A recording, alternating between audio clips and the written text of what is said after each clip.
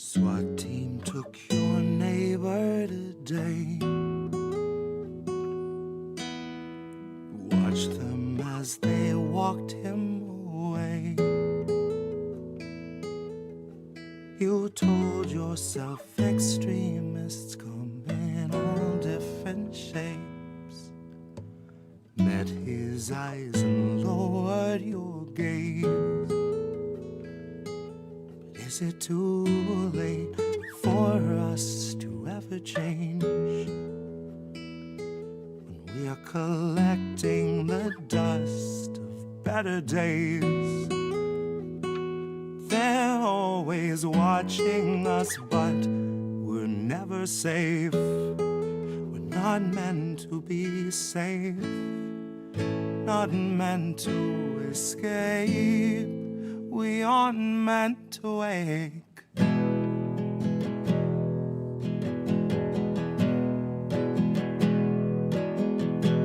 Sheriff stopped your daughter today. Pepper sprayed her twice in the face. He must have had good reason if he'd treat her that way. At least that's what they've taught you to say. But is it too late for us to ever change? Once we're collecting the dust of better days. They're always watching us, but we're never safe. We're not meant to feel safe, not meant to escape. We aren't meant to wake.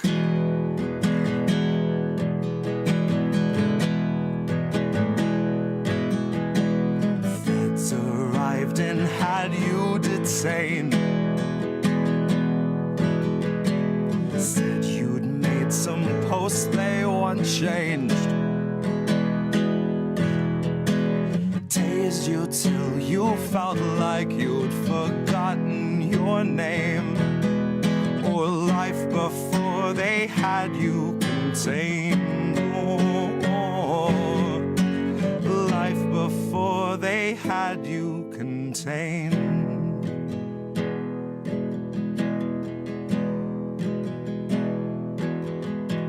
SWAT team took your neighbor today.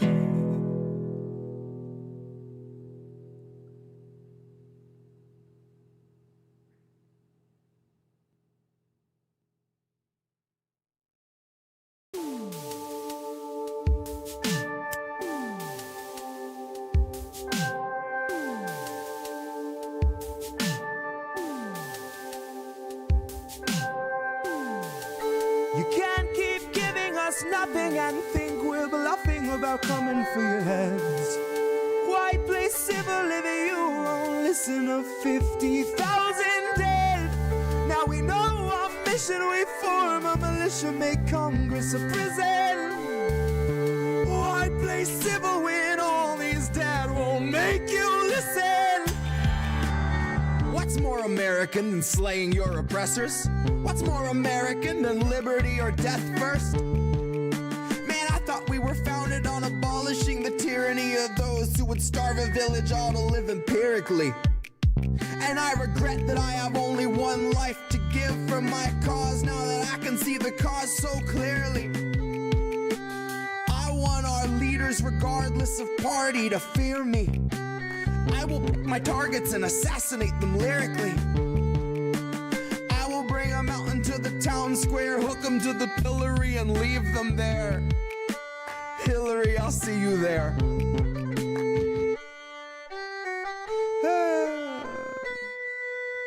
Hillary, I'll see you there. You can't keep giving us nothing and think we're bluffing about coming for your heads. Why play civil if you won't listen to 50,000 dead? Now we know our mission, we form a militia, make Congress a prison. Why play civil when all these dead won't make you listen?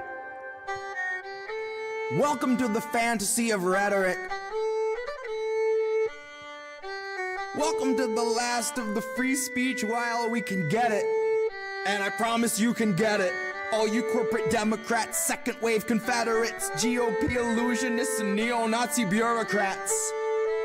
And Stephen fucking Miller, I will see you in the aftermath. When all the laws are dust, there's just moral justice after that. And I will hunt you through the wasteland if it comes to that. So I can rub you in the dirt like a cheap human Brillo pad. I can sleep fine when our beds are burning, Stephen, but I'll turn around and run into the blaze to get my pillow back. As long as I can lay my head down, I can live with that. I can deal with a little ash. I can feel like a little of the old me burn with the bed and the rest of my past. The old world where we all lived and we can't get back. The old world where you didn't give and you'd still get back. Where you could rake in 12 billion and give none back. Those days are behind us, the virus will kill all that. Your wealth is behind us and kindness is meant for the past. Our leaders would bind us and starve us and call it a fast. A sacrament meant for their God that they garnish in cash. And they feed it the poor by the hundreds, that's all that it asks. Its hunger is legion and people in need are all it will have. So our only chance is to starve it and hope that it turns on them.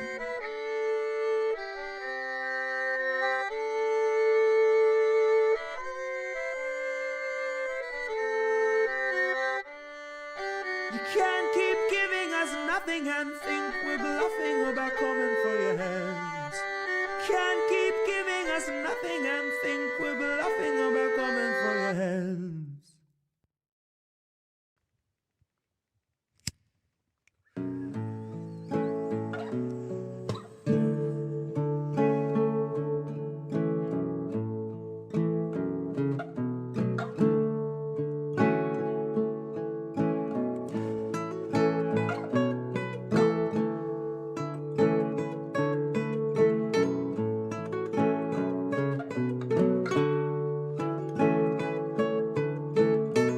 My lips, brand new taxes, starving all the billionaires and neutering their Visa Maxes. Topple Congress off their axis, mobilize the homeless, give them axes, call it praxis. Chop a couple limbs off the legislative branches. We'll show you the difference between air as a human right and guaranteed oxygen access. Octogenarians who barely know what day it is are culling countless citizens while sitting on a dais made of ignorance that was built on the graves of the slaves made to labor for its self-declared significance. And all to build a Congress full of millionaires who make their fortunes insider trading while they shit on all the indigent. So I got a bone to pick with our leaders and I'll start with the ligaments. Pick right through the muscle, dig the marrow out and serve it to the unhoused millions living in their minivans or watching their belongings get evicted from their tenement. I have a dream where we breach the walls of Congress and just let them in. And what happens next will survive in only text, cause there won't be any evidence. There will only be that heavy kind of feeling that pervades a space where there has been a reckoning and you can feel its remnants. Let any man who enters seeking power know that those who came before him suffocated on their eminence. That there once was a seal on the wall, but we quartered it and scattered all the pieces that it might prevent its semblance. And so we end the great experiment. We'll take all your billions, leave you 2 coins for the ferryman. Leave you drifting on a Dutchman floating derelict among the wretched seraphim.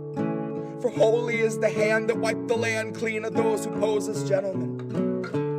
That's my time, honey, cue the thunderclap and strike the theremin. And so we end the great experiment. Give you 2 coins for the ferryman.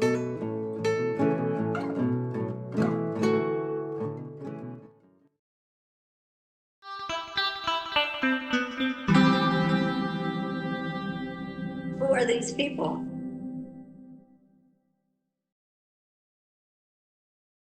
Who are are these people? Hi, everyone. Oh, boy.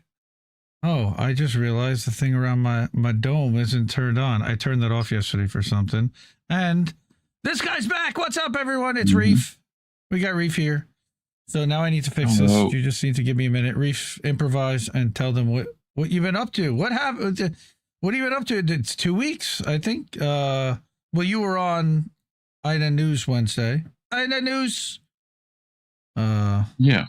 Mm-hmm. What else? What else is new? People didn't miss me too much. Much? Not much. Okay. Got a workout in today.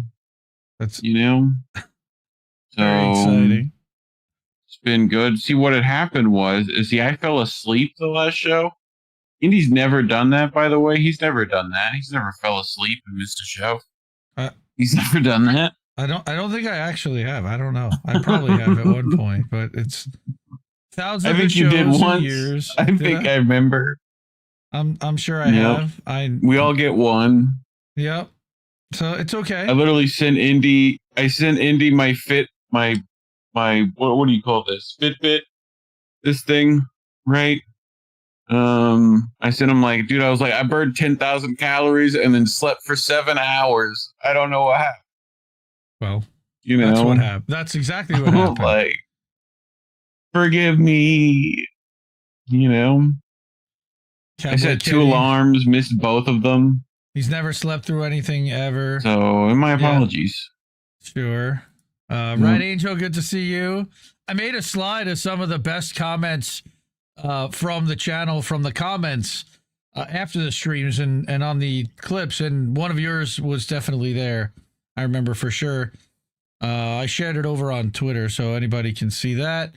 Yeah, we're man, it's a big fuck Israel night, of course. Yeah. We have a mini celebrity, I guess I'm going to call her in chat tonight, as she has been recently. She apparently has a broken foot, but she's a top 10 world politics writer over on Substack. So congrats to her for that. Dissent in Bloom has been killing it over on. What's that? Coming to a what? Yeah, one of those. Coming to a Substack newsletter. Yes. Just crushing it over there and pumping out a bunch of great articles that people like reading, and people are signing up and people like what they see. So that's great. And it's happening over at Indie Media today too.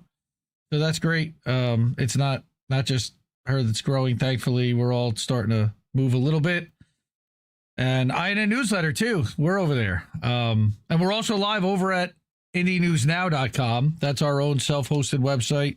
Our merch store is connected there, and also a full aggregator website of news. Yeah, hit it. I don't know how you go to my website or buy my merch and look. Yep, we'll do it live. So all the things. We're here to cover everything that's really going on right now. Even it's amazing 2 years later. October 7th happened, of course. It did not start. Nothing started on October 7th, though Israel would like to pretend that things did start October 7th. October 7th was a response to an escalation throughout 2023 and to 77 years of oppression and taking, since the Nakba in 1948, but even before that, when the plan was to colonize Palestine.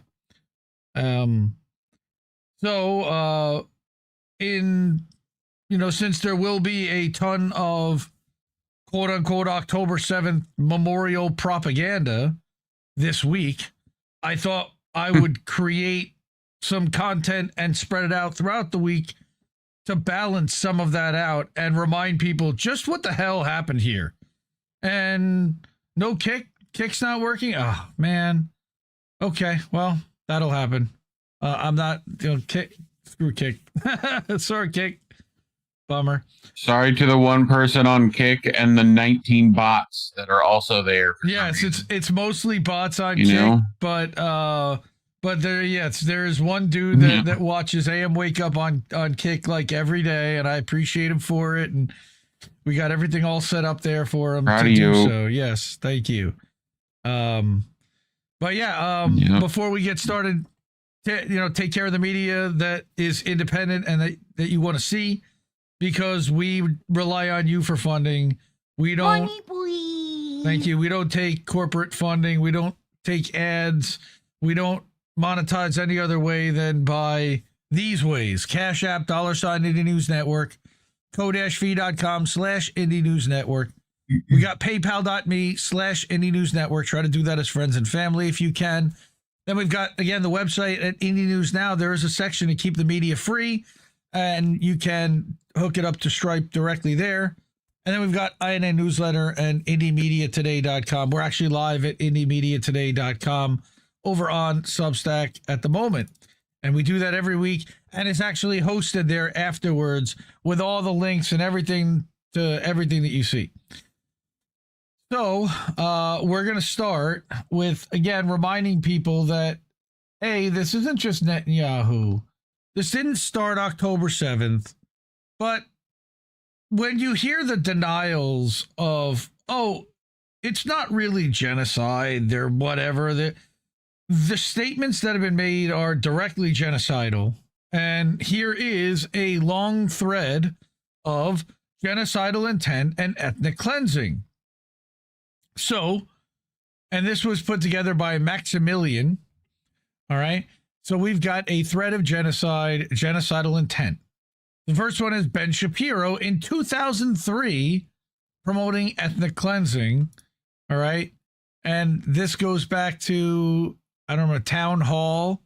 I don't know where he published this, but if you believe the Jewish state has a right to exist, then you must allow Israel to transfer the Palestinians and the Israeli Arabs from Judea, Samaria, Gaza, and Israel proper, where he doesn't have an answer, just transfer them. Right? It's an ugly, and this is like a 20-year-old Ben Shapiro, by the way. August 27, 2003. So he's been pushing propaganda, right? For more than 20 years, he's been pushing this nonsense. Right. Then we've got a former Israeli justice minister on the ethnic cleansing post October 7th. All right. That's this one here. All right. After we turn Gan Yunis into a soccer field, I'm sure there will be international pressure at some point, hopefully after we finish the job, to rehabilitate. It's just, the statements are maniacal. Each one of them should take a quota, 20 or 50,000, so that they too should shoulder the burden in order to allow them to leave. But they can never come back. Right. All right, we let them leave. We need to let them leave. 500,000 young people already emigrated. We need 2 million to leave. In honesty, that's the solution. Yes, ethnic cleansing.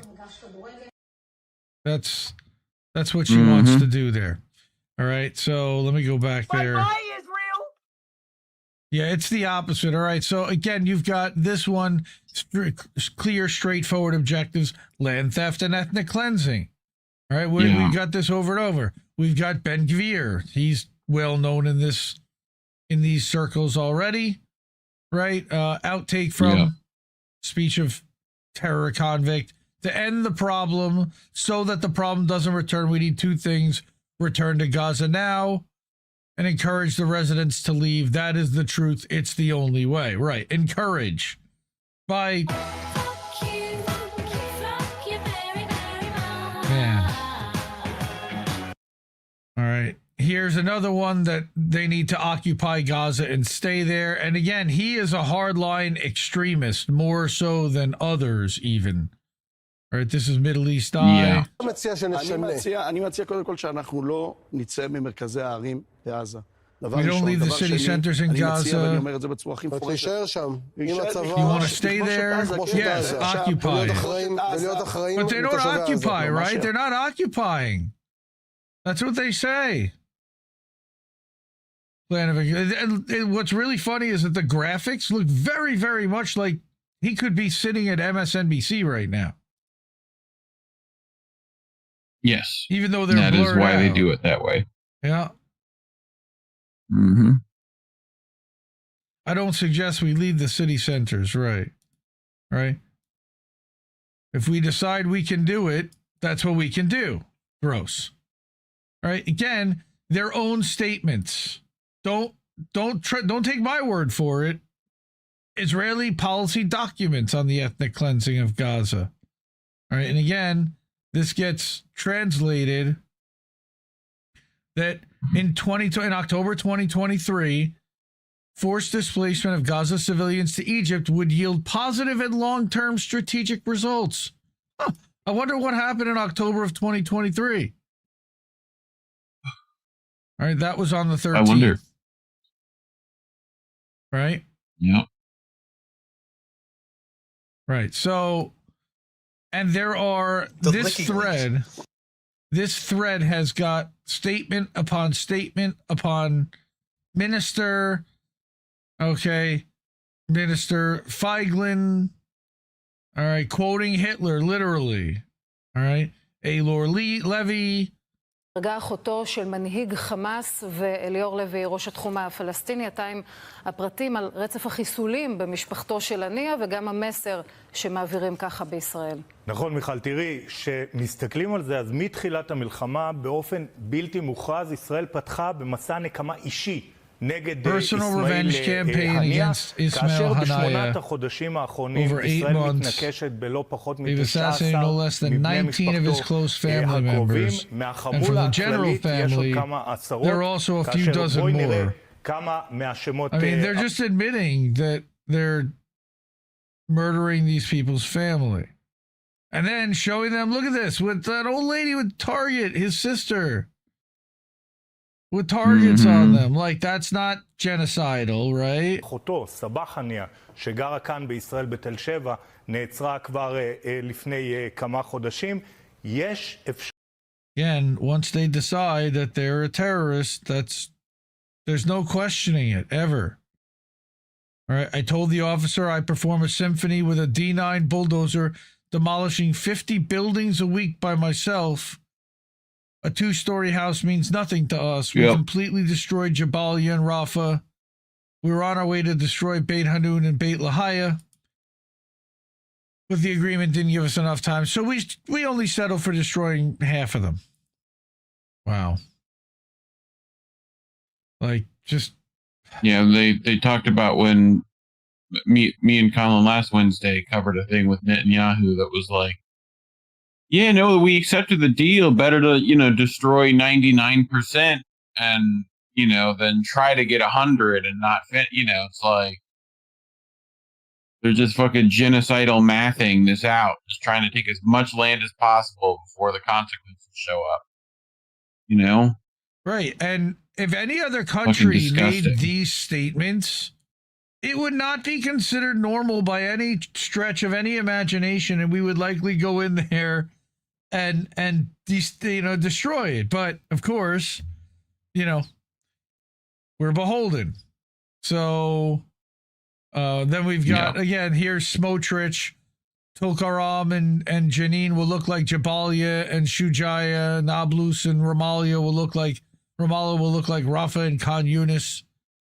Just saying they're going to destroy the entire place, and that's what they're systematically doing. All right, here's another one. All these supposedly uninvolved, these subhumans. Yep. All right. With a deranged rant. I'm not even going to play this nonsense. But just the point is that you've got these compiled websites and threads of receipts. And this is why, by the way, Israel now wants to take down Twitter, because they want to take down threads like this too. Yeah. Then there will be nowhere for you to find anything that's critical of Israel anywhere in any that goes viral, because anything that's on TikTok is now being suppressed. I didn't bring any of that, but Ricky over at Council of State Media is saying that he's already starting to have his TikToks taken down. Same thing with Guy Christensen. I do have some videos from him. All right. But then we've got Smotrich peddling the destruction of Gaza within months. All right, it'll be completely destroyed with the Palestinian population forcibly displaced in large numbers to third countries. What third countries? Still no answer on that. Awful. Mm-hmm. All right. And then it just keeps going and going and going. And it's, again, not one person. It's not one cabinet minister. It's not one member of the Knesset. Mm-hmm. It's systemic. It's all of them.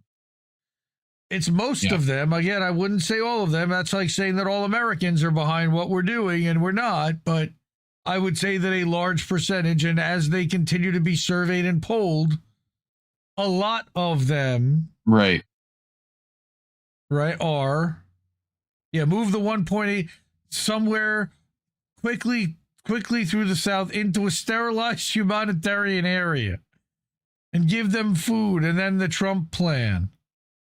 Transfer them to other countries. But he never says which other countries because he doesn't have an answer to that. And then they start with and they don't care. They're like anywhere else. Well, they've been pushing in the Hasbara, the propaganda is that the other Arab quote unquote nations should take them and the other Muslim countries should take them in. Right. But again, the biggest problem with that is by doing that, you then can see that Israel then has the right to the land and that you're acknowledging that they are the rightful now new owners of that land, and to never accept the people that were there and say that's their land, they deserve to have that forever. That's why the Arab world, for one reason that I see, will never accept the Palestinian people in defiance, in support of the Palestinian people, not to reject them at all, but to ensure that they continue to fight for their own and that the world continues to say, no, that is a Palestinian homeland. That's why I see it. And again, I could be wrong. But that's the way I've always seen why the Arab world rejects Israel and accepting Israel in general as an existing country, because they never accepted the UN proposition to begin with. Most of them never agreed to it, right? Those are the countries, the 21 Arab nations voted against it in 1948. Nobody ever talks about that. It's interesting. It wasn't quite unanimous. Not quite, because you were kind of taking people's land away and giving it to somebody else in a way. All right. And again, you've got just statement after statement here. Another member of the Knesset, Waldiger. We have to kill everyone, even the children. Ugh. Yep. I can't play these statements. We see them. They're here. You can see this for yourself. If you don't believe it. If you don't, if you don't believe it, though, here. I wouldn't allow a drop of water in. Yeah. Right. I wouldn't allow until the hostages arrive. All right. Gross. All right. Here's member of the Knesset, Kish, before heading to a delegation in Auschwitz on genocide in Gaza. I don't care. There won't be any provisions. I mean, real men eat quiche. Hypocrisy. I mean, yes, Gaza Humanitarian Foundation is absolutely a tool of genocide.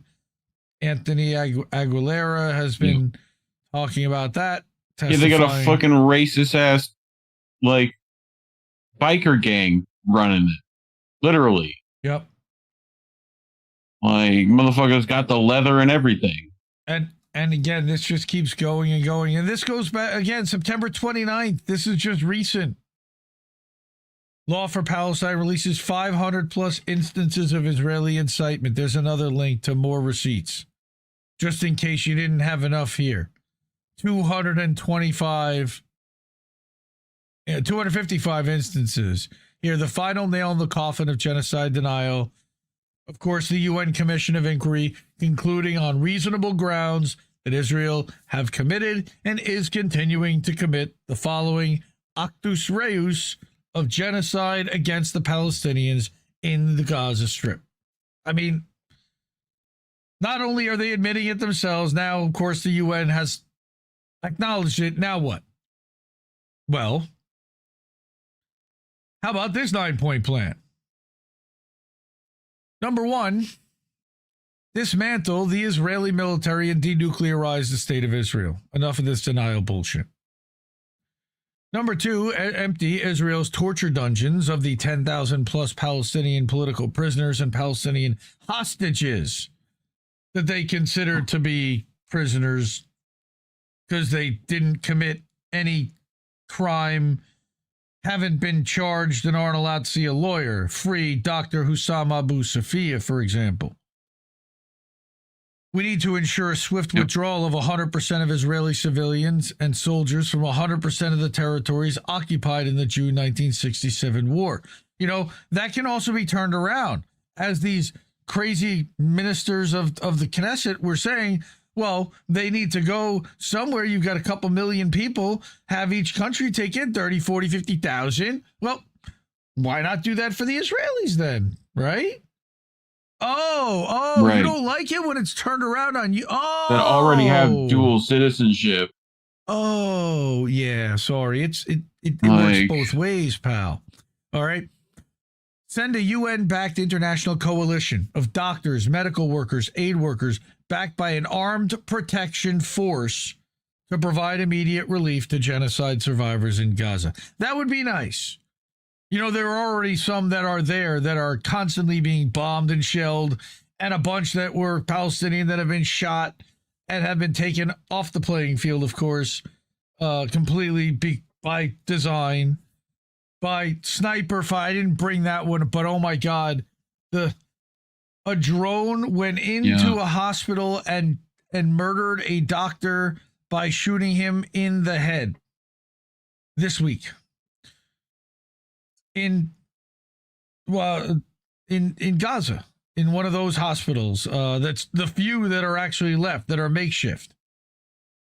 All right. Next, we need to facilitate talks among Palestinian factions to enable Palestinian elections, self-determination, and statehood. We need to de-radicalize the Israeli Jewish school system. I would say disband it entirely, but yes, de-radicalize that entire agenda. Allow Palestinian refugees the right to return to the country that they, their parents, grandparents, or great-grandparents were forcibly expelled from. All right? And arrest, prosecute, and punish those thousands of Israeli political, military, and media elites responsible for the Holocaust of the 21st century. And I wouldn't stop with Israeli. I would continue on to the U.S., I'd continue on to the UK, I'd continue on to Australia even, and most of the other NATO leaders that sent support, Germany for sure. Yeah, they should all be brought up on a Nuremberg-style hearing. All right, so that is Zach Foster. So give him a follow, historian of Palestine. All right, and then there is finally what the end game for all of this was, and what the intent was from the beginning, was the Ben Gurion Canal and reshaping the entire Middle East. They wanted that land because they want the resources underneath it, and they want an unobstructed path and to create what they want, they consider to be the Ben Gurion Canal. I'll put more in the thumbnail and lay out where this is going to go and a map of it, because I thought there was one here. I've also got a Richard Medhurst clip that I want to show about this and exactly what the Ben Gurion Canal is. All right, but this is from Middle East Monitor from September 17th. Gaza's genocide, the Ben Gurion Canal, and the politics of reconstruction, which is erasure by design. All right. And let me make this a little bigger so everyone can see it. Again, Middle East Monitor. Rajan Solomon. Support independent media. These are the kind of folks that get suppressed. All right. Is that the violence in Gaza is not simply episodic slaughter. It's an engineered campaign of erasure of lives, of livelihoods, memory, and geography. The oldest church in like the history of the world was here in Gaza. They've just leveled it. the oldest library, the oldest soap factory, like ancient stuff that has been standing for thousands of years. And Israel just doesn't give a shit. They're leveling the whole thing. They're done. The independent UN Commission of Inquiry again concluded in June that the pattern of killing, denial of life-sustaining services, and rhetoric of some Israeli officials meet the threshold of genocide. Francesca Albanese, of course, is the UN rapporteur on genocide in Gaza and in Palestinian territories. She's been screaming for a year plus that, yes, they're systematically trying to wipe them out. Yep. To understand what's being lost, we must follow not only the bombs, but the canals, how water, land, and sea are being weaponized, how grand infrastructure fantasies, above all, the idea of a Ben Gurion canal, are being deployed to normalize the dispossession. Across Gaza, water systems, sewage plants, and desalination facilities have been repeatedly destroyed or rendered inoperable. Again, Reef's covered that, how they filled in wells with cement, right, on INN News. Yep. As well as cast thy bread, going way back, putting typhoid in the water and whatnot. Right, and hallucinogenics. And then they were giving, they were lacing the flour with, what was it? Some kind of medication that would mess them up. I mean, pick your poison. Ibuprofen, maybe? I don't remember what it was. All right, but yeah. The UN Office for Coordination on Humanitarian Affairs confirmed that the children line for hours for brackish water while sewage floods streets and disease spreads in overcrowded camps. Yes, what looks like collateral damage is in fact strategy. Without clean water, sanitation, schools, and hospitals, a society cannot reproduce itself, and the memory becomes harder to anchor in place. So, the Ben Gurion Canal is not an idle technical curiosity. First imagined in the 1960s as an Israeli alternative to the Suez, the project has been revived in recent years as planners and boosters tout visionary fixes to regional trade. Proposals suggest linking the Red Sea near Eilat to the Mediterranean, creating a new maritime corridor bypassing the Suez and cutting through the Negev Desert and southern Levant. On its face, the canal promises jobs, ports, and revitalization. In practice, it exposes how reconstruction is being weaponized. Building a canal on this scale would demand vast land acquisition, demolition, and environmental upheaval. If routed alongside or through Gaza's littoral, or as some variant suggests, it becomes an explicit instrument for territorial re-engineering, carving out maritime access, dispossessing communities, and of course, embedding a securitized corridor under Israeli or foreign control. Kind of like, we control the Panama Canal to a point. Although I think we've now given it back, and now the ends are owned by BlackRock, although there was an upheaval about China buying part of it. We're still running the ends of it through BlackRock. We control the gates, as Descent in Bloom wrote, I remember a while ago. So I'm going to stop on this one. I want to show the Richard Medhurst video because it's a really good one. This is from 2 years ago. He talked about this. Again, to show you that this did not start October 7th, although this was after that. Yeah. The truth is that the war in Gaza has enormous economic incentives behind it for the US, for the EU, and for Israel. I mentioned some of these in part 1, and I'm going to expand on my analysis in this part 2. See, Israel and the United States have been planning for decades to build what is called the Ben Gurion Canal. This is a rival to the infamous Suez Canal in Egypt. This Ben Gurion Canal will begin at the port city of Eilat and finish right next to, if not directly through, Gaza. The Americans hatched the secret plan with the Israelis in 1963 to detonate over 500 nuclear bombs in the Negev desert with the aim of building this Ben Gurion Canal. Yep. You know, this goes without saying, the Suez Canal is one of the most important, quintessential geostrategic assets on the planet. It connects the Mediterranean Sea to the Red Sea. It is so important to global trade that in 1956, Israel, Britain, and France literally attacked Egypt because it dared to nationalize the Suez Canal, you know, its own territory. To give you an idea how important this is economically, it's situated at the intersection of 3 continents and 2 bodies of water.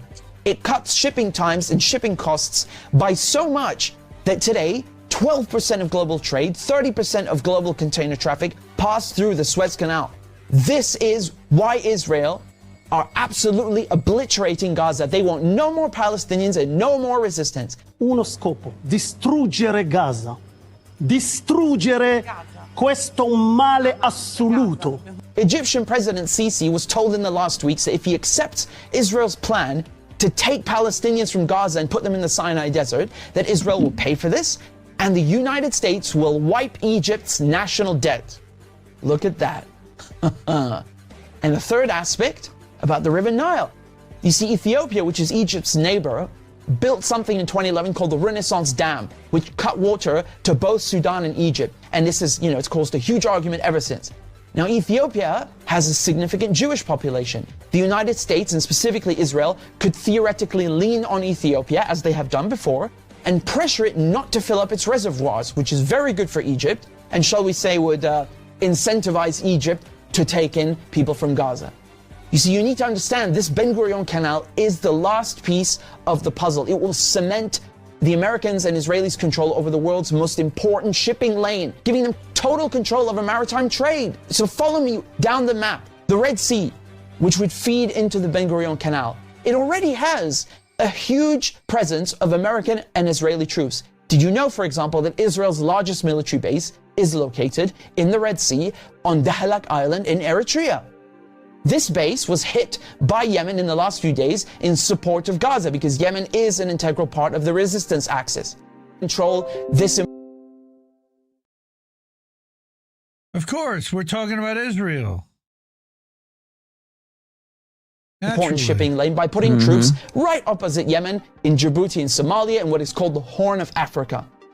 The Americans have tried to control this area by attacking Yemen from the rear, using Saudi Arabia, using other Gulf countries, doing their own drone strikes. This war lasted for over 6 years. It devastated Yemen, and the media barely covered it. Another one of Yemen's important geostrategic assets is the beautiful island of Socotra, which is located, talk about geostrategic. It's located between the Horn of Africa, the Gulf of Aden, the Arabian Sea, and the Indian Ocean. See, the UAE, after normalizing ties with Israel, they helped Israel to put spy bases and establish a military presence on Socotra Island. The importance of this Bab el-Mandeb Strait is that both Iran and China need to use this shipping lane for Iran to export fuel and for China as the world's largest economy and largest trading partner of most countries. There is de facto already an entire Cold War taking place right up the Gulf Coast in the Strait of Hormuz. The tanker war. You see, what happens is that the US and Israel, they try to sink Iranian fuel ships, and then Iran responds in kind. You see, Britain also tried playing this stupid game as well in the Strait of Gibraltar. They hijacked an Iranian ship, and only when Iran did the same to a British ship did they finally, get the message and let the Iranian ship go. The US have gone so far as to even steal Iranian fuel tankers and sell off the cargo. A practice that is commonly referred to as piracy. Later on, in the Bab el-Mandeb Strait, up into the Red Sea, and of course, by replacing the Suez Canal with the Ben Gurion Canal. This final piece of the puzzle will allow the US and Israel to dominate world maritime trade. They can use this not only to the benefit of their own economies, but to damage and to attack other countries' economies, like China, like Iran, Egypt, Syria, Lebanon. This is literally highway robbery on the high seas. And the Ben Gurion Canal is key to all of this. Egypt could stop this war in Gaza right now by shutting down the Suez Canal. It is bewildering that they don't do this. If not for Gaza's sake, do it for your own sake. Egypt's economy is going to be leveled if this Ben Gurion Canal is built.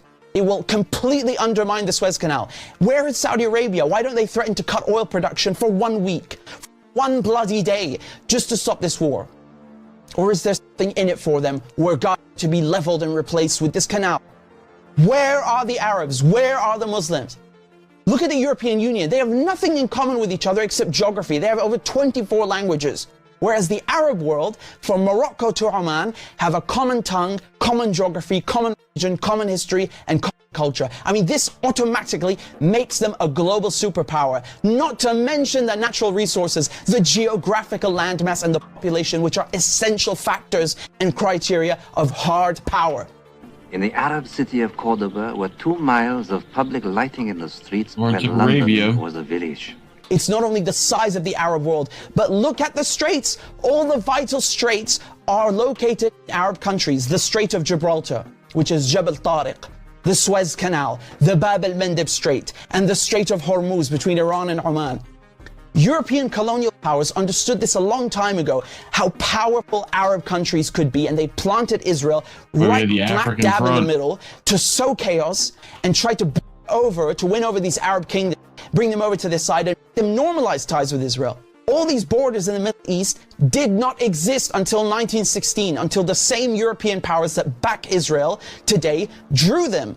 This is the Middle East before, and this is the Middle East after Sykes-Picot, after the French and the British ruined it. This divide and conquer strategy is all about carving up the Arab world, creating instability, and controlling resources and the straits.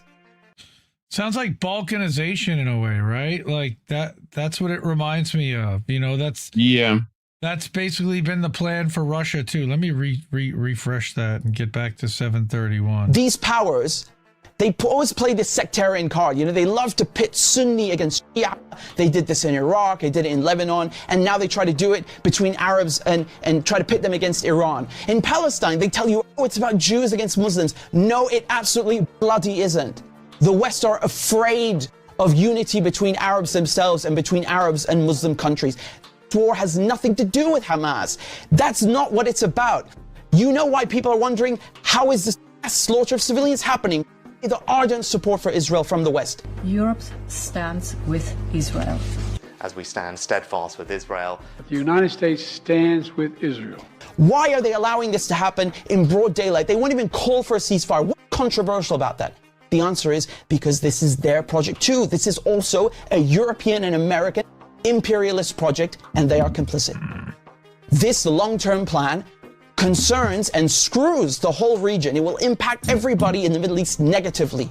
And that is precisely why the whole resistance axis, Palestine, Yemen, Iran, Iraq, Syria, Lebanon, are all involved in this fight on multiple fronts.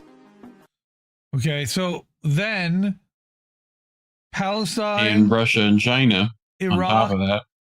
Well, Yemen they're systematically going after. Syria and Lebanon they're already going after. So Iraq would be next, then Iran, then Russia and China. I also want to give a shout out really quick. The logo up there and in the bottom left corner are designed by friend of the show and one of the OG fams, Mona Carmona, actually designed that for Richard. So I always smile every time I see that logo with the lion in the Palestinian flag colors and the RM logo up there. Good. Russia and China as being also complicit in this economically. Well, yes, in that they are not sanctioning or taking action against any of it. Yeah, because they're going to profit and they'll be fine either way. So, again, shout out to Indie Media Award honoree Richard Medhurst. Richard, of course, is being censored heavily in the UK right now under Section 12. He's still somewhat active over on Twitter/X, whatever you want to call it, at Richie Medhurst. He does an occasional live stream, but not very often. But, you know, again, hate to see him muzzled. Nobody should be censored for having views like this, but we kind of have all kind of expected that this was how it was going to be, especially in the UK. And he's also apparently been charged with something in Austria, even though we haven't seen any statements yet. Still waiting to hear what's going to come out of that. The only one I know that's actually being charged in 2 different countries, so he wears that badge with honor, I'm sure. So we are not being monetized on our YouTube channel, so if you're able to and a means, please support the media you want to see. Those are the people that have supported INN already. That's our wall of fame. The ways to do that are Cash App, $ Indie News Network. We got Ko-fi, ko-fi.com/Indie News Network. We got paypal.me/Indie News Network. And IndieNewsNow.com's our self-hosted website. And then we've got INNNewsletter.com. We're going to be later, we'll be live later for boats smashing into other boats over at INN Newsletter. And we're going to be uncensored. So no YouTube tonight. We'll be on Rumble on the Ocho. We'll be on BitChute. We'll be on, I think, Kick, maybe. But we'll be on Odyssey. So we'll be on all those places and INN Newsletter and Indie News Now. So we'll be all those places. Yeah, it's insane. All those Nazi style statements. I saw a couple of people saying that it's gross what's going on, and the fact that they're still allowed to exist as a country. I don't understand.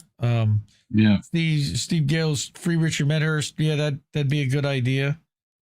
But yeah, that video is from a couple of years ago, amazingly enough.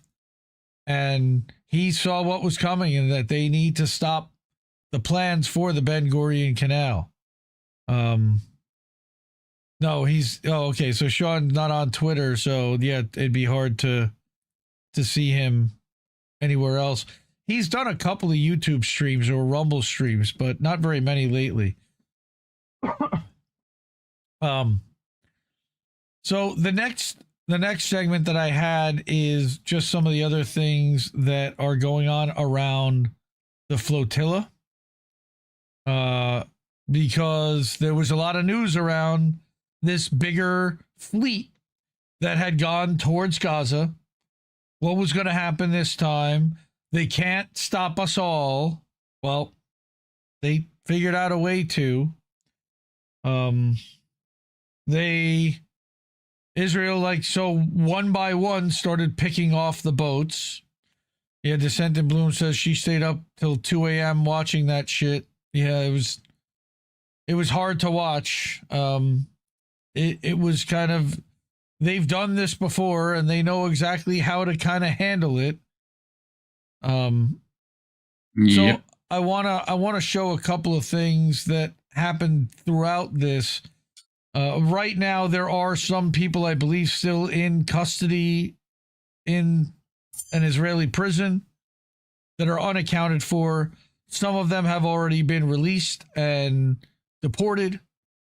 And we've got the statements from Sarah Wilkinson, British activist and grandmother, who has also been charged under Section 12 in the past. So it'll be interesting to see what happens to her when she gets home. I hope she'll be safe and fine, and they don't throw the book at her for this. But these people, God bless her. She's dedicated to the cause. So I want to bring this short video first from Guy Christensen, who, before we do that, I want to change that. We've talked about Guy last couple of weeks and how he's being systematically targeted by the Zionist lobby in the United States. They're trying to silence him because he is having an impact and they want to shut him up and they can't. So this is what Guy had to say here. Let's unmute and this confirms what we all knew. Netanyahu personally approved the terrorist attacks against 2 vessels, part of the global Sumud flotilla, when they were docked in Tunisia at the beginning of last month. Israel launched drones from submarines in the Mediterranean that carried incendiary devices that they used to firebomb. And there's footage of this, firebomb 2 vessels of this humanitarian mission carrying life-saving aid to the coast of Gaza, which Israel has since abducted 497 citizens of the world from 44 countries and thrown them in detainment to stop them from helping Gaza. This comes from a CBS report, a leak. I never thought I would be talking about CBS on this page because they're so complicit, but their sources are 2 American intelligence officials who spoke under the condition of anonymity because they were not authorized to speak about the confidential national security matters. So thank you. If you want to join in the next flotilla, you can go to their website where you can support them, volunteer, fund, organize the next one. The organizers are promising 1,000 ships, 20 times the estimated 45 to 50 ships that were part of the Sumud flotilla. They're going to do it soon, so get organized. Thank you, and free Palestine. Shout out to Guy for that. 1,000 ships, man, that would be something. Just to see so the incendiary devices. Let's remember what did Israel claim that it was? Reef, refresh my memory. Do what? The incendiary devices when Israel attacked the flotilla in Tunisia with the drones. All right, on the open water, and they denied that it was them. And we know that the spy flights were being also provided by Keir Starmer and maybe even an American plane. But what did they claim it was? I seem to recall there was something about a cigarette, right? They claimed it was a cigarette. Right. Right? But here you actually see a picture. He shares a photo of the incendiary device. I can't find it again here in this video, but he definitely, he shows it. That's what they dropped, burning onto the ship. Okay? Through drones, but it was a lit cigarette. That's the kind of gaslighting they're doing. Now, the fact that CBS report came from two unnamed American intelligence officials leads me to question the whole thing, honestly. Because when was the last time an American intelligence official told the truth? Now, this week was also Yom Kippur. And, we've talked about the fact that I'm Jewish and I'm disgusted by what's happening in the name of my religion right now. And there are a couple of Jewish members. Hanukkah. Thank you. No, it wasn't Hanukkah. It was Yom Kippur. That's a couple of months from now. But this gentleman, David Adler, and I do not know him, but he chose to, he's the co-general coordinator for Progressive International, which is the organization that coordinated and launched these flotillas. They also have organized the Gaza tribunals and some other, they do progressive publications. They've been around for a while. So he made a tweet the other night that resonated with me. So I wanted to read it and I believe that he is one of the people still in captivity right now. I don't think that he's been heard from yet, but greetings from the global Sumud flotilla as we make our final approach to Gaza.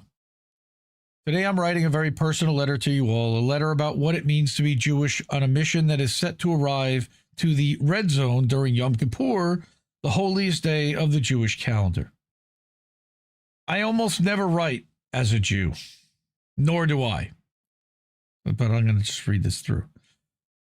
I share the exhaustion of being forced to put Jewish feeling first. When a genocide's been committed in the name of Zionist national interest, and when activists have been detained, tortured, and deported in the name of our quote-unquote safety. But today I felt compelled to write in that register as one of the only Jews on this mission, which brings together over 500 people from more than 40 countries across the world. I believe that the timing of our flotilla is not coincidental.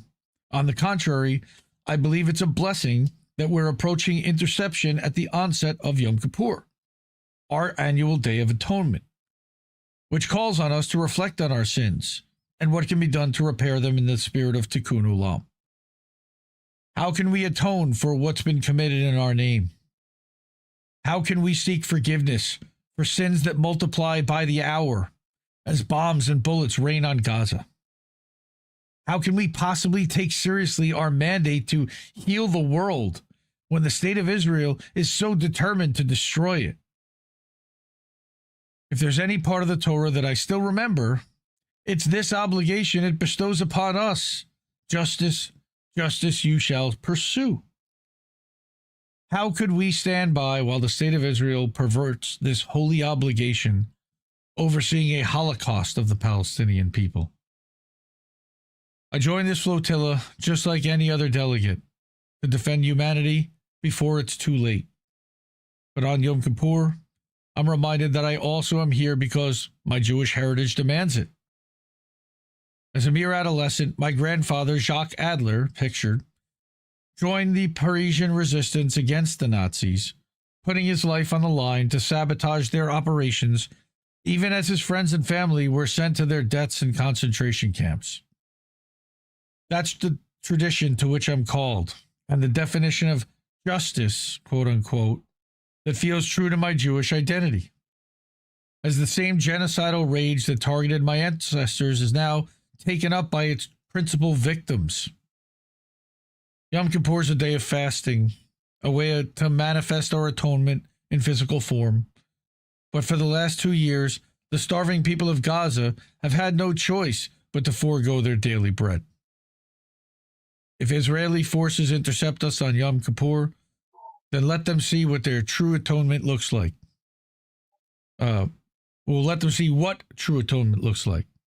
Not fasting in comfort while starving their neighbors.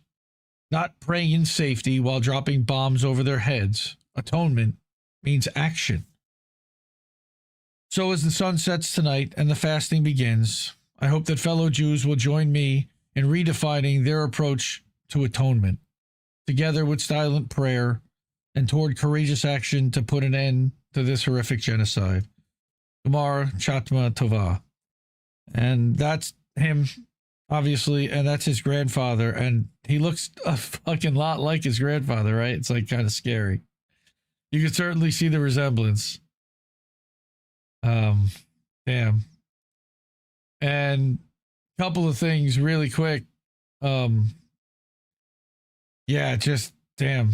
Reminded, yes, Jewish heritage, you need to ask for forgiveness. And certainly I don't think that the Israelis are asking forgiveness of the people that they're dropping the bombs on. So that's what, if they, originally, that they claim to be, this is in the name of their religion. That's what their religion is supposed to do. To ask forgiveness of the people who they've wronged over the previous year. I just thought it was an interesting perspective. I'm glad he went as, not that it matters, again, because it's just opposing Zionism at this point. You got more Christian Zionists than Jewish Zionists, although they are still claiming to do this in the name of Jews. And it's beyond frustrating because they are constantly making that twist between religion and race and heritage. And it's just wrong. It's just wrong. So, okay, so this is somebody else who posted that this was with David a year ago. Haven't heard from him in over 12 hours. He's a U.S. citizen, so LA, if you're based there, consider contacting your state and federal representatives, although they don't give a shit. We know that. Alex Padilla. And they really don't. No, they really don't.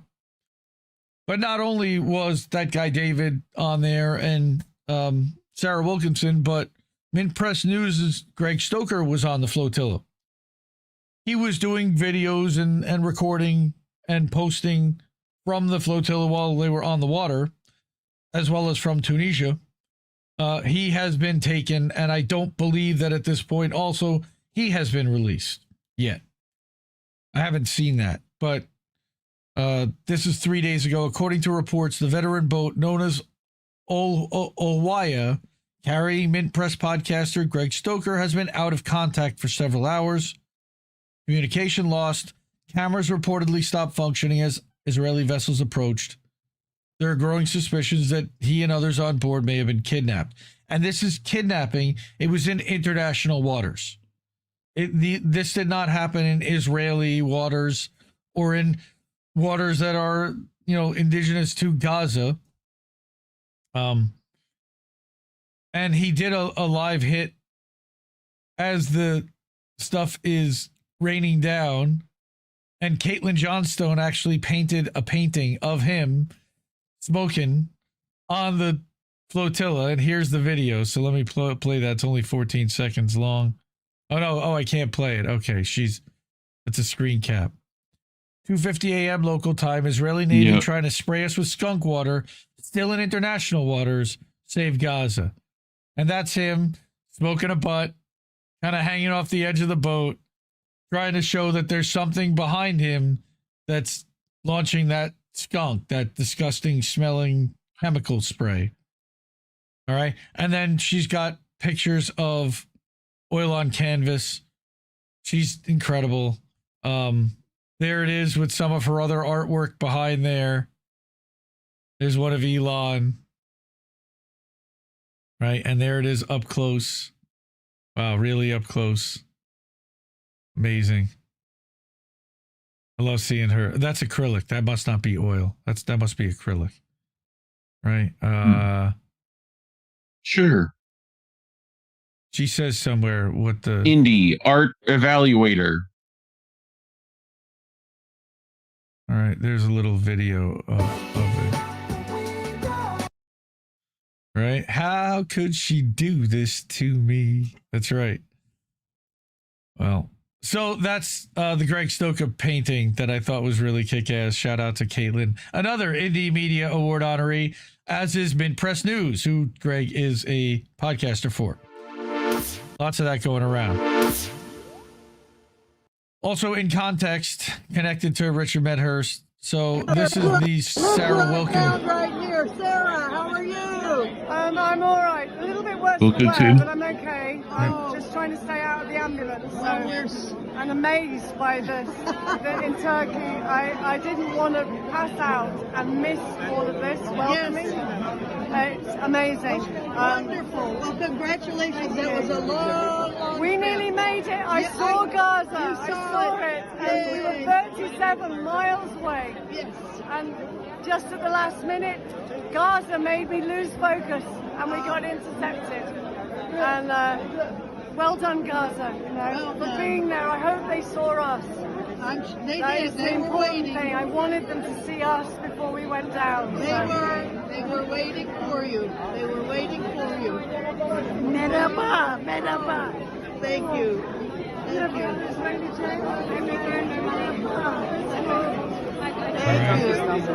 So that guy actually right behind there, I don't know why I can't stop it, but that guy in the back, he actually had reported about that the Israelis had beaten up this guy. He's Turkish. He said in an interview Turkish dude, I think, right? Right, that the Israelis had dragged Greta by the hair and abused the hell out of her, tried to humiliate her, made her kiss the Israeli flag and wrapped her around in it, like paraded her around or something. Like really disgusting stuff. All right. We got 20 more seconds here. And we're back. And let's wait for everything to come back again. I don't know what is going on with this thing. I gotta fix this, man. This is really bad. Okay. So one other positive that came out of this is that while the flotilla didn't reach Gaza, it distracted the Zionist occupation long enough for Gazans to be able to fish without peace. What seemed like failure became a victory. Okay. And they made it possible in ways they could never have predicted. So I don't want to really show the video because I was basically told that, look, if you're showing people's faces and locations, you're possible. We're back. Shut up. That's what somebody's trying to make me do, is shut up, because so we're done again. Now we're cooked again.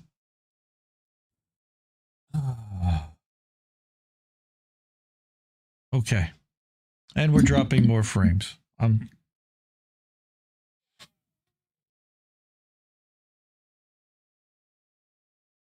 really frustrated right now with this. Fuck Israel. Fuck Israel up the ass with a schmooly dildo. Fuck Israel. All right. All day long. Fuck Israel. And we're still not dropping frames now. Audio's breaking up too. Oh, that's awesome. All right. I don't know how long I'm going to be here for. So while we're here, please support independent media because obviously somebody's trying to fuck us over and keep us from fucking live streaming. What the fuck? The ways that you can support us and fuck these assholes up the ass is to give us money on Cash App, $, Indie News Network, ko-fi.com/Indie News Network, paypal.me/Indie News Network, IndieNewsNow.com, INNewsletter.com, and we are hopefully live still. It looks like at IndieMediaToday.com, but it looks grainy as hell. I have no idea why, and I'm really ready to blow my stack right now. Because I got a lot more. And if they're going to censor me over that, oh boy, we got a bunch more for you. All right? Because we're not stopping there. We're going to keep recording and we're going to keep doing this. I don't give a shit. All right? Next, I've got 274 Palestinian journalists that Israel has murdered since October 7th. It didn't start October 7th, but they certainly have been murdering people at a record pace since October 7th, and here they are.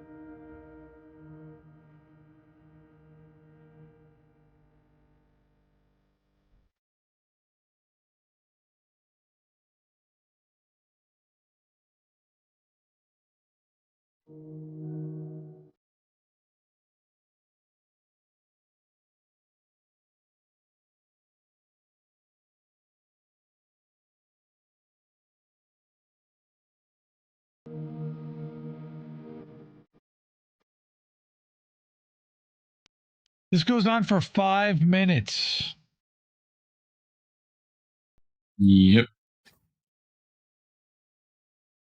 5 minutes. 274. 200 and... According to this list, 274.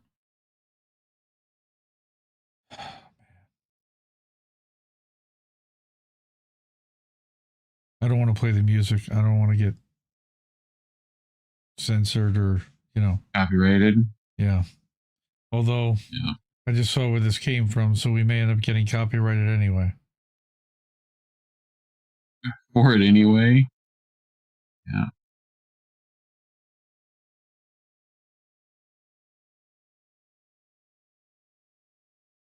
What for? I mean, it's senseless. Because they were telling the truth. Yep.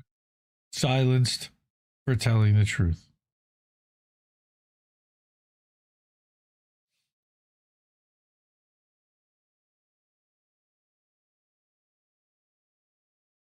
What is this golden monarch? According to BetBeat, Google deceptively changed Greta's profile pic of her to look aggro. Oh my goodness. Doesn't surprise me.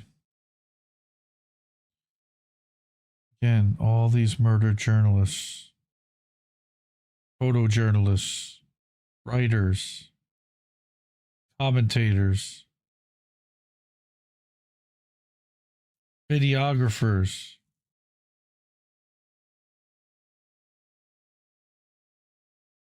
There needs to be a reckoning of some kind.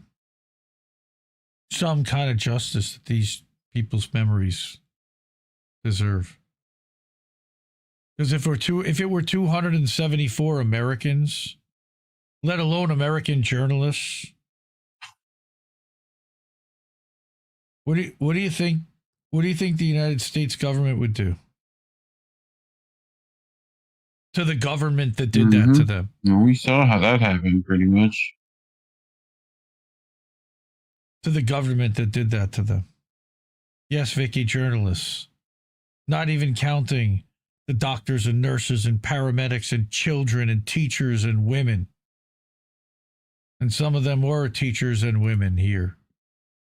But they were all journalists. And many of them were wearing press vests and identifying themselves as press. And this is only since October 7th, 2023.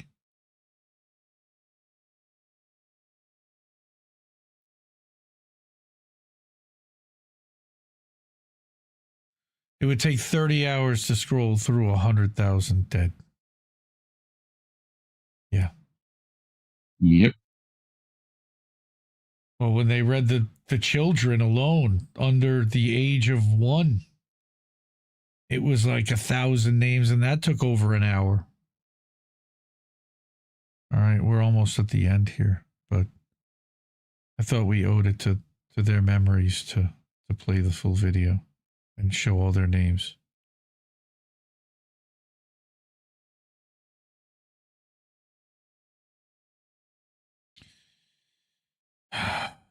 What a waste. What a shame. Seriously, like, and fuck Israel for that. Well, let's not forget Indie Media Award honoree Matt Kennard, who's been reporting on the spy flights that have been going on from Cyprus, from the UK bases, and how they've been providing air cover and support to Israel, which is a war crime. And Matt says, don't stop protesting the Zionist Holocaust in Gaza. Your taxes are paying for it. This UK spy plane is still flying daily over Gaza and passing intelligence to the Israeli military in real time, which Keir Starmer said that they're not doing anymore. We need to escalate until this participation ends, and UK ministers are at The Hague. And look at them literally just circling. And this isn't even Gaza. I guess this is the southern part of Gaza, like Khan Yunis. They don't need to survey the north. Your sensors should be picking up everything. Speaking of sensors, we're dropping frames again. Yay! Because heaven forbid we show the map showing that they're systematically trying to spy on and target people for extermination. Okay, here's another one from Kathy. This is Gaza. This is apocalyptic. This is hell on earth. And here's another one that I brought. This is Gaza City, when they detonated a series of bombs across rooftops that they planted and set them all off simultaneously. This almost seems like it should be at the end of boats.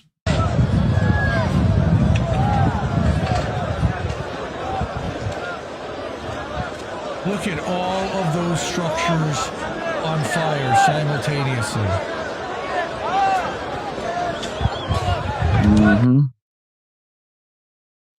Horrible. So, fuck Israel for all of that, because they're continuing to do all of that. Now, I've also got one other story, and then we'll get to our lightning round. We can get to some boats.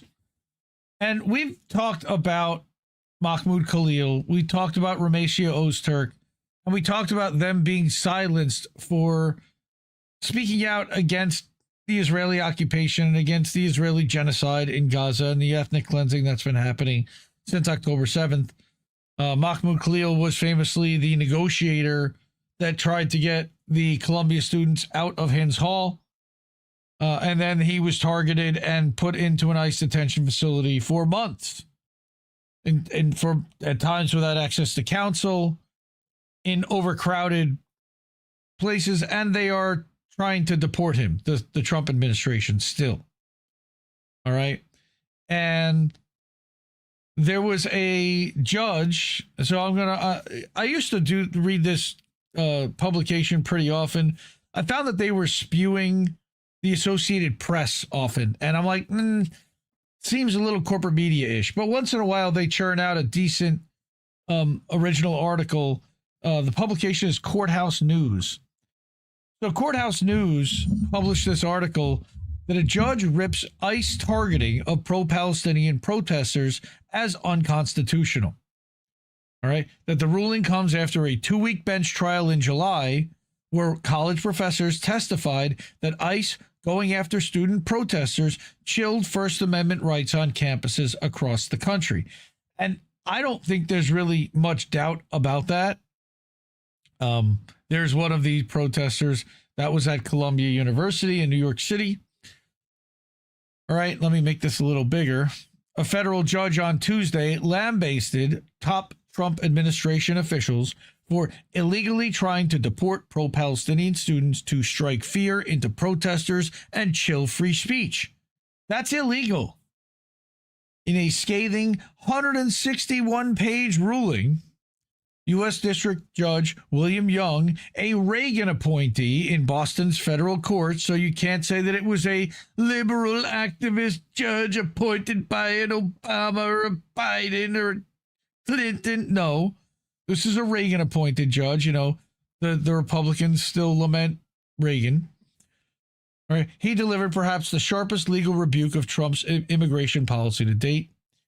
He slammed Secretary of State Marco Rubio and Secretary of Homeland Security dog shooter Kristi Noem for conspiring to intentionally chill the rights of freedom of speech of the students, specifically immigrants. He likened mask-wearing ICE officials or officers to cowardly desperados and the despised KKK. And he accused Trump of stoking political polarization to keep Americans from fighting back.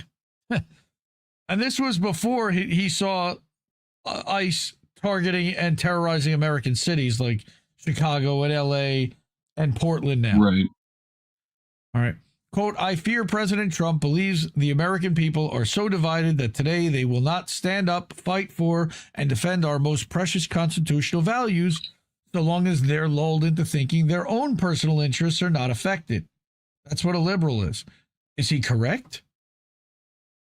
Young found that Rubio and Noem, defendants in this case, alongside the president, unlawfully used their departments to scare non-citizens from expressing pro-Palestinian sentiment on college campuses by arresting them for deportation proceedings. 100% true.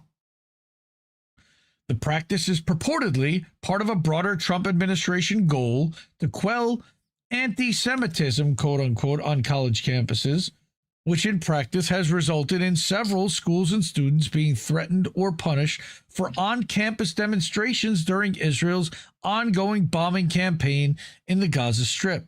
Ethnic cleansing and genocide, too.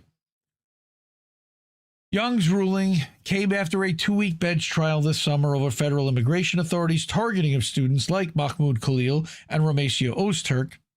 Throughout the proceedings, Young stoked doubt over the government's rationale for pursuing these students' removal, as well as the tactics employed by immigration officers. They're charging them effectively with supporting terrorism and therefore claiming that as justification for pulling their visas and then putting them into a detention facility for months without any kind of habeas corpus due process, and then scheduling it and setting it up so that they end up deported, like they just did with Mario Guevara. I didn't bring that this week, but he was sent to El Salvador. Commenting on ICE officers shielding their faces with masks during arrests, again, it would seem that the common sense inference is to spread fear. He went one step further, again, in the ruling, writing that ICE goes masked for a single reason: to terrorize Americans into quiescence. I think that it's also to protect their identity so that they're not exposed on social media, because that's happened before. Small wonder that ICE often seems to need our respected military to guard them as they go about implementing our immigration laws, he wrote. It should be noted that our troops do not ordinarily wear masks. Can you imagine a masked Marine? Throughout the lengthy order, Young, who's grappled with several other cases against the government this year, voiced general concerns about federal agencies being used to silence critics, which they have been. Quote, "Perhaps we're now afraid to stick our necks out," he wrote. "If the distinguished Homeland Security Intelligence Agency can be weaponized to squelch free speech rights of a small, hapless group of non-citizens in our midst, so too can the Federal Home Loan Mortgage Corporation and the audit divisions of the IRS and Social Security Administration be unconstitutionally weaponized against the president's ever-growing list of enemies or opponents he hates, notwithstanding that political persecution is anathema to our Constitution and everything for which America stands." But they're shredding that. They don't give a shit. Right? Young also called this case perhaps the most important one to ever come across his desk, agreed, as it grapples with the question of whether non-citizens possess the same free speech rights citizens do. And every Supreme Court ruling in history has shown that, yes, they do. Again, the court answers this constitutional question that unequivocally, yes, they do. It remains unclear what remedy he'll order to uphold his ruling. He noted that this will be a difficult task given Trump's unprecedented expansion of the executive in history of simply ignoring laws and norms. Still, he said he'd schedule a remedy hearing promptly. Why not? Especially if they're not going to do it, you might as well shoot the moon. Tell them everything that they need to do. But the U.S. is under no obligation to allow foreign aliens, quote unquote, to come to our country, commit acts of anti-American, pro-terrorist, and anti-Semitic hate or incite violence. That's a State Department spokesperson said in a statement about the ruling. "We will continue to revoke the visas of those who put the safety of our citizens at risk." They didn't put the safety of anyone at risk, you fucking lying douchebags. He tried to negotiate a hostage, a building takeover to get the people out safely. Insane. Right?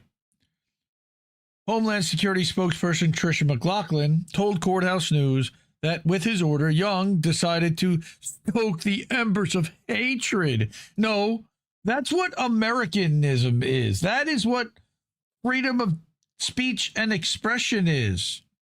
Watch, now they're going to charge this judge with supporting terrorism because he expressed support for the students.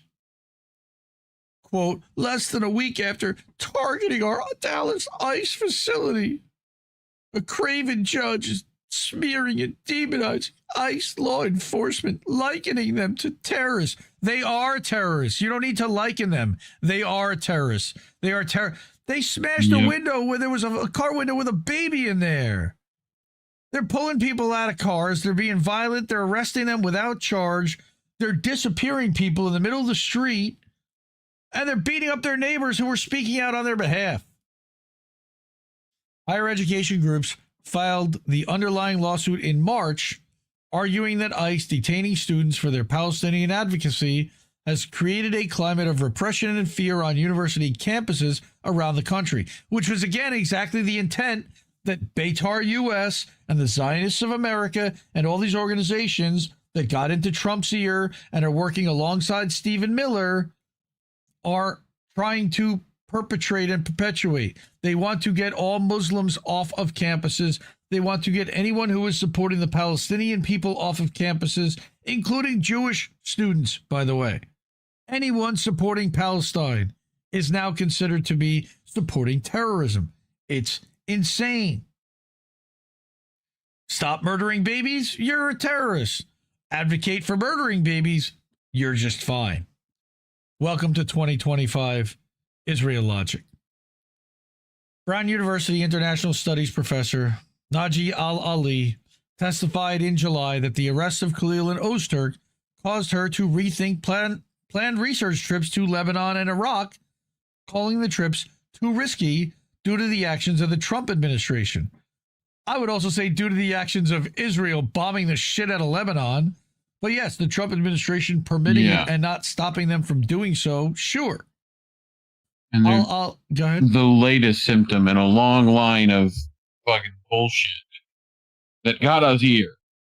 You know, like the deporter-in-chief was not that long ago. You know, like me and Colin covered when Biden was office, the way he affected immigration status and made it more difficult. You know, all that shit. Yep. Gave more funding to ICE. You know, like they do this shit in little bits. And Ali likened the actions to the stories that her Iraqi family used to tell her about repression in their home country. Same thing with people who talk about Russians and the Soviet Union in the communist whatever. It wasn't really coming, but the 80s, you know, where there were microphones in the walls and you couldn't say anything ever, and etc. All right. I know that the dictatorship and repression, I know about it, and my relatives in Iraq lived with that fear of being picked up from the street. That was under Saddam Hussein. It really reminded me of that. Khalil, Ozturk, and other students were arrested by federal immigration officers earlier this year after Marco Rubio deemed them threats to the nation's foreign policy, which again is insane. Ramesia Ozturk wrote an op-ed in a school newspaper, co-authored it. She wasn't even the only one to write it. She was the only foreign student to co-author it. And all of a sudden they decided that she needed to be targeted because, again, they were on a list. Her name was on a list that Beitar U.S. handed to the Trump administration. Khalil helped lead widely publicized student protests at Columbia University against Israel's bombing in the Gaza Strip, while Ozturk co-authored an op-ed. But again, I'm not even sure that Khalil really led the protests. He led some, but he wasn't like living at the encampment. He was living in the dorms. He actually said that he was against some of this stuff, if I remember correctly. I think they're like rewriting his history a little bit. Courts have since rejected Khalil's and Ozturk's detentions on that ground and ordered them to be released, which they are still pending deportation hearings. Other professors testified at the trial that the students' arrests are it did chill their own First Amendment rights. Another professor, Megan Hiska from Northwestern, said that she was fearful of deportation on the basis of high-profile public speech that expressed dissent with the Trump administration or its policies. I don't blame her. Although, I mean, yes, but we need to speak out. Testimony like this backed up the education group's claims that the Trump admin is terrorizing students and faculty for their exercise of First Amendment rights. Yes, they don't believe that everyone is entitled to First Amendment rights, even though they are. Young has overseen other cases against the Trump admin. The judge previously ruled against the government's broad cuts to the NIH funding, finding that the admin engaged in palpable discrimination in its targeting of DEI initiatives, which they certainly did. So, and again, just remember, who's behind all this?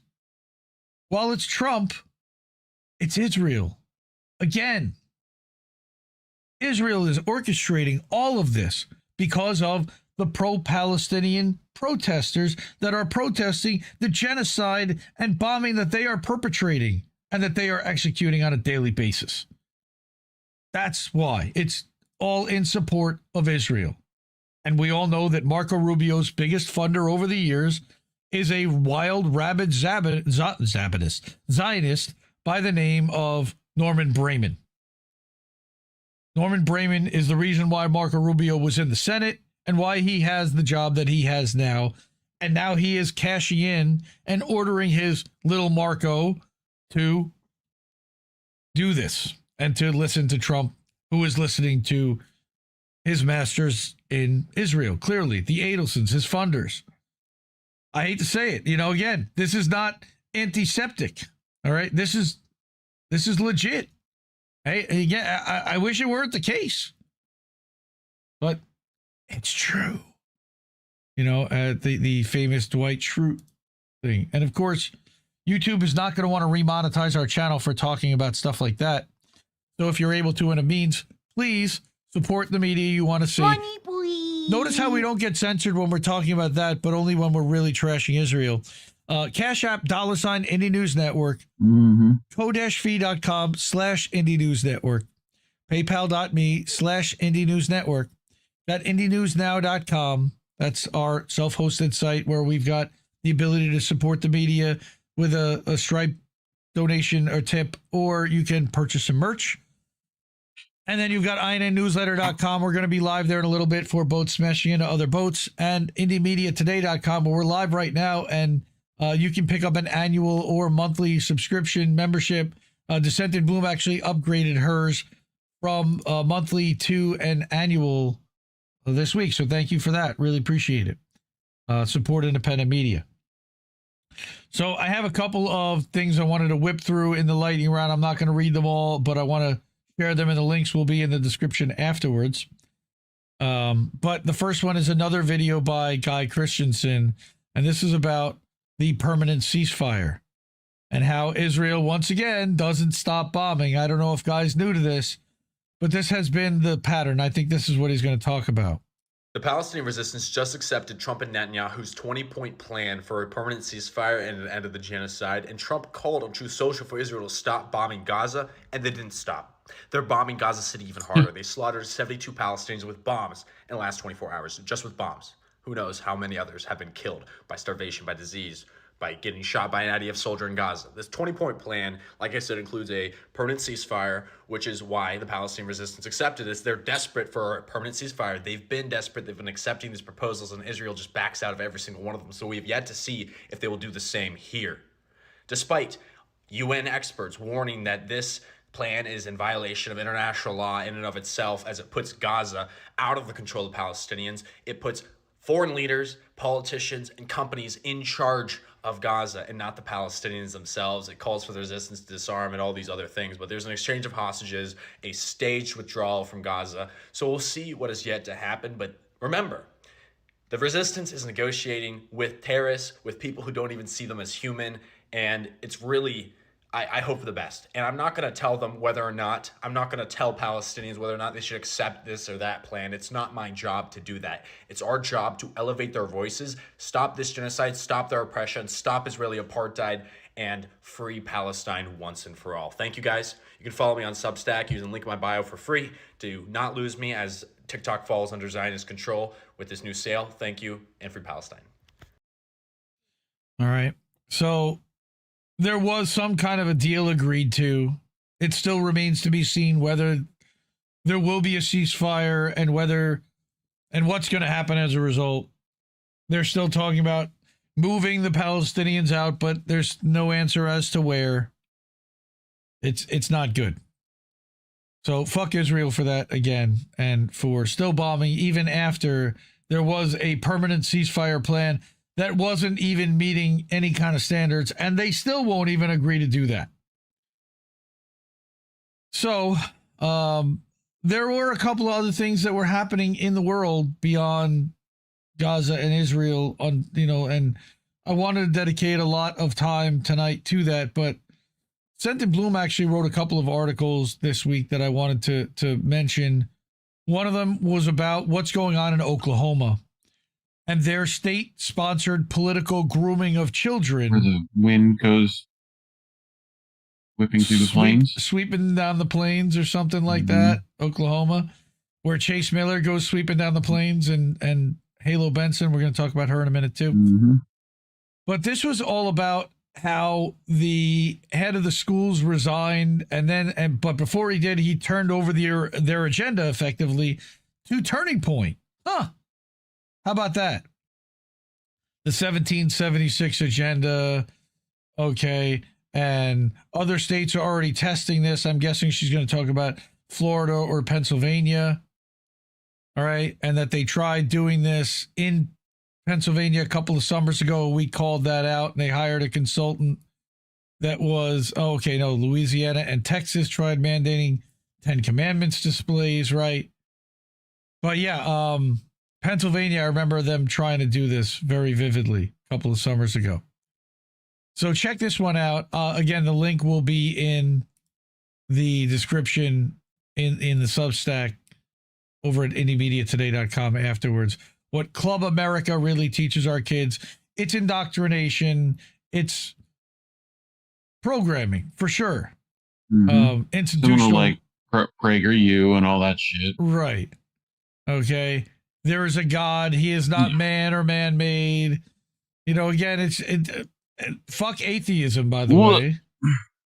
You know, or separation of church and state. What? That's I mean, that's what these people are saying. Yes.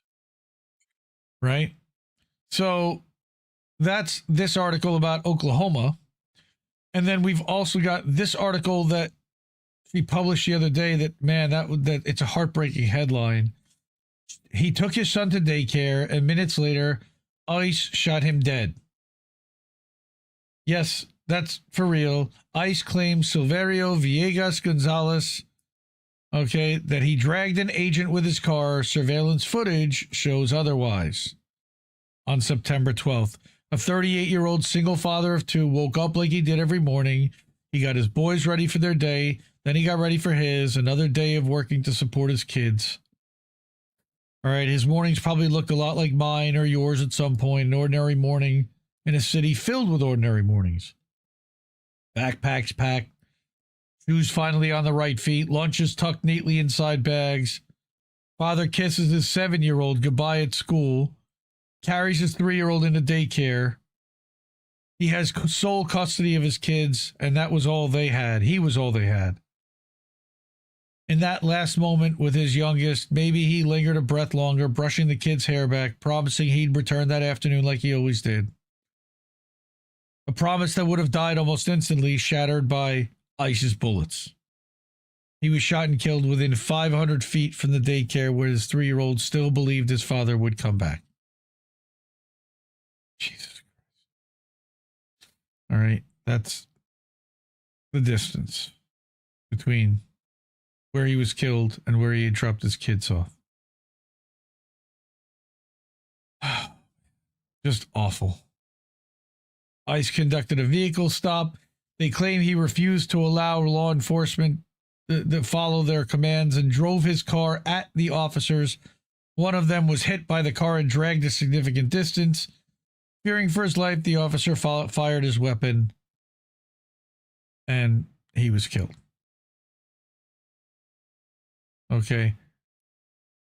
The worst they could even dig up on this guy was for a speeding ticket from more than 10 years ago, going 31 miles an hour over the speed limit. That's what they tried to inflate into a history of crime. If you ever did anything wrong, that's what they do to you. So check this out. I mean, look out for your neighbors because the government's coming for them. I've never seen it. Nobody's ever seen it quite like this here. Not in decades. You know, this is like getting to 50s level Red Scare McCarthyism, people turning their neighbors in type of behavior.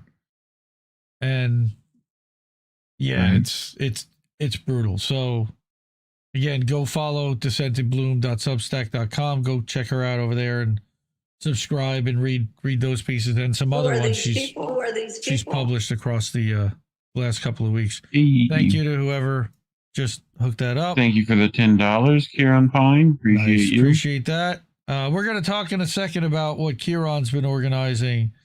And we're going to get to that actually now. Next, we're going to get to the GoFundMe. So first, we've got Shanda. Shanda did a Beauty and the Boomer After Dark last night. Check that out. And we just published it over at Oz's Substack. What is it? It's called ozunfiltered.substack.com. Again, she's trying to raise $5,000. There's a link to her GoFundMe at Oz's Substack on the most recent post. She recently had a bunch of radiation and she's recovering. She also had something happen last week where she ended up back in the hospital and had to stay in bed for a couple days. We were supposed to record a one-on-one last Tuesday or Wednesday, but she wasn't well enough to go. Totally understand. It happens. We're going to record this Thursday. Mm-hmm. And the reason why we're going to record this Thursday and not Tuesday is because I'm going to be recording on Tuesday with Halo Benson and her daughter Aspen. And we've talked about Aspen before. All right. They're trying to raise $7,500 for her defense. They've got a ways to go. They're only about $1,500 there right now.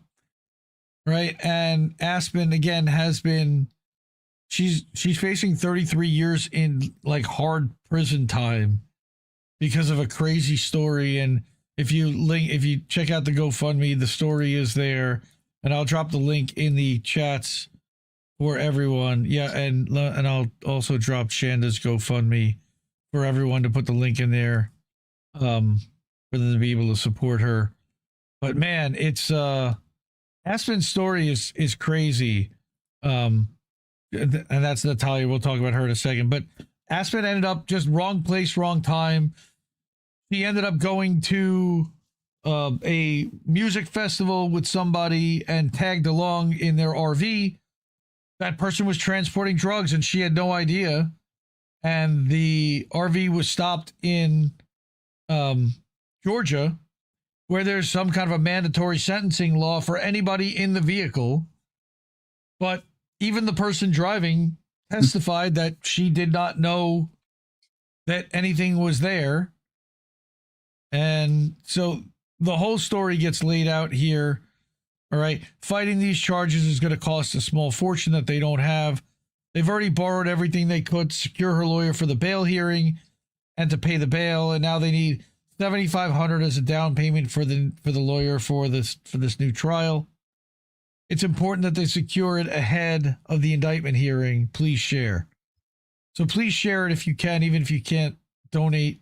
Totally understand. Everybody's got tough times right now, but she's really got it rough at the moment and is facing like a majority of her adulthood in prison for being a passenger in a vehicle. I mean, it's horrible. And she's young and she's autistic on top of it, and it's been pretty rough on her already, and I can't even imagine what she's facing. And finally, again, we talked about Natalia, and Cowboy Kitty is in the chat right now. So what I wanted to mention, okay, sorry, let me go back before we get to that. Aspen. So I'm going to be talking with Aspen and Halo on Tuesday, and our plan is on Wednesday, on October 29th, we're going to have a fundraiser benefit stream to continue to raise money for her defense. Jesse Jett is going to play some music. We're going to run the interview and I'll edit parts of it. And I'm not sure exactly how it's going to go. We're trying to organize and figure out exactly who's going to participate and what they're going to do for it. But we would like to put something together and live stream it on the 29th, on Wednesday, the 29th. Kieran Pine and Charlie Mack are part of the organizing crew that will be involved with that. So, you know, Charlie reached out to me and asked like, would I want to be involved? I'm like, well, I'm already interviewing them, so absolutely.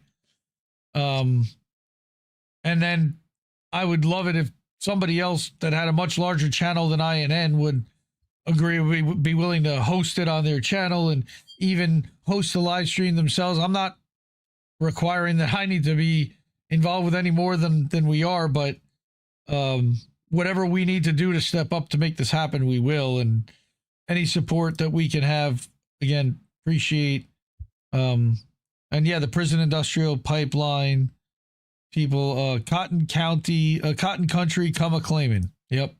Huron's very, very poetic. A lot of rhyming. So there's a Twitter thread. If anybody wants to get involved, let me know, and I will add you to it. Steve, I'm not really sure what color will it be, the tie when I interview Shanda. Probably green, but Maybe I'll set up a pink tie for Breast Cancer Awareness Month, although I know she's not going through. She's got lung cancer, so that's a little different. I'll probably just leave the green. Everybody seems to like the green. I like the green.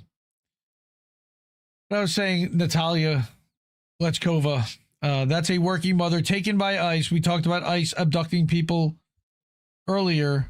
Well, this is another case of someone that they're trying to deport to Ukraine. All right, that wouldn't even let her out, cried to the judge. She's been held for almost over 3 months.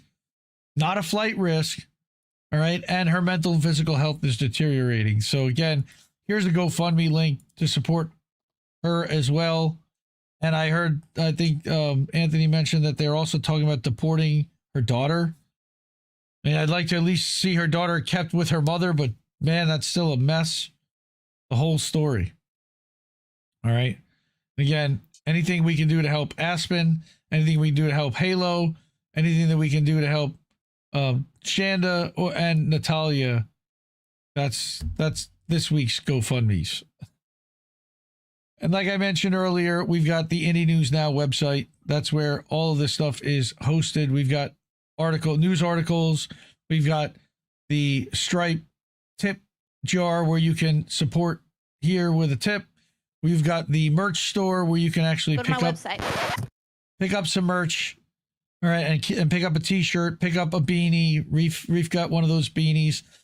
I am working on getting the other color ties on the t-shirt so that people can get the green one as well. I kind of want to get my hands on a green one and wear it around. People are going to be like, "Oh, what is that?" So, that's good. We made it through. Let's go back here. Thank you, everyone.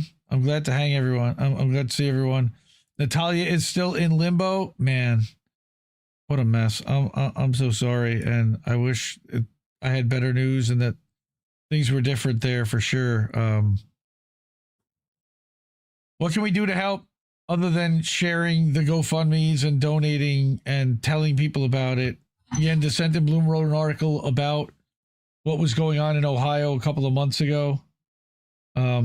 They're not going to deport her daughter again, according to Cowboy Kitty. That's a good thing, I guess. But if they're going to separate her, I don't know how great that is. If she's going to put in foster care or wherever she's put, who knows, man? It's just what a mess.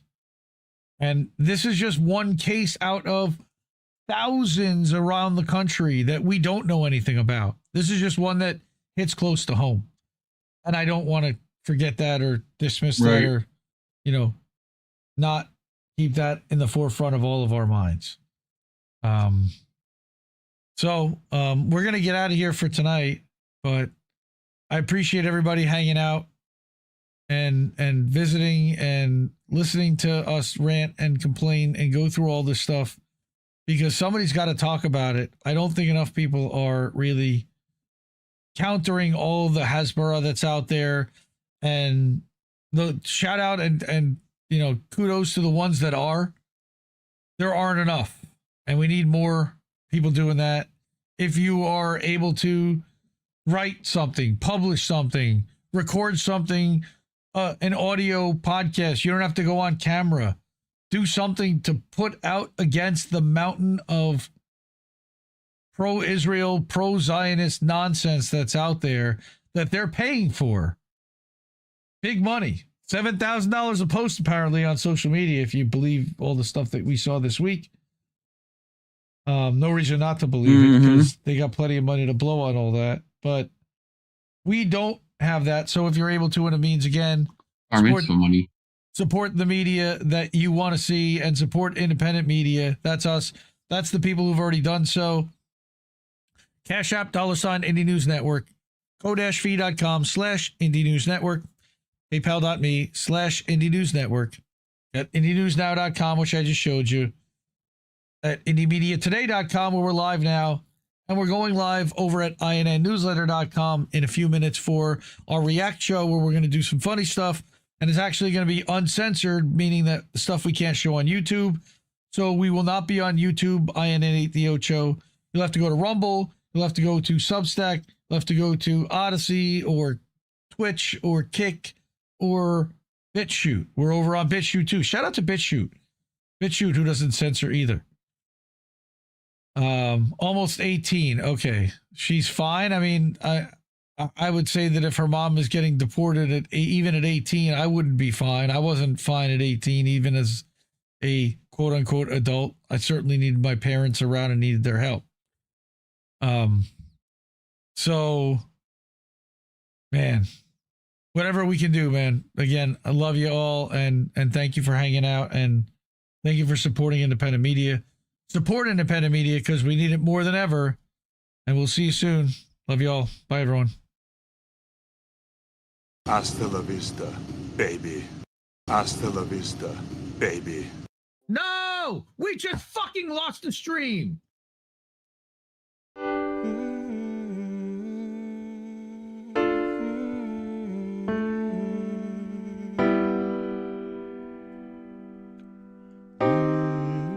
I think I liked it better being blind, when I couldn't read between the lines, and when I couldn't see the cracks in the structure that lay bare before me the whole time. I think I liked it better back when I suspended disbelief and swallowed pride. I thought I knew the difference in the red from the blue, but they both bleed us so dry. They both bleed us so dry. My favorite songs don't hit the same way. I get to the end of a 4-minute track and I'm only looking back thinking, what did they actually say? I guess this isn't such an awful place. Is that what you want me to say?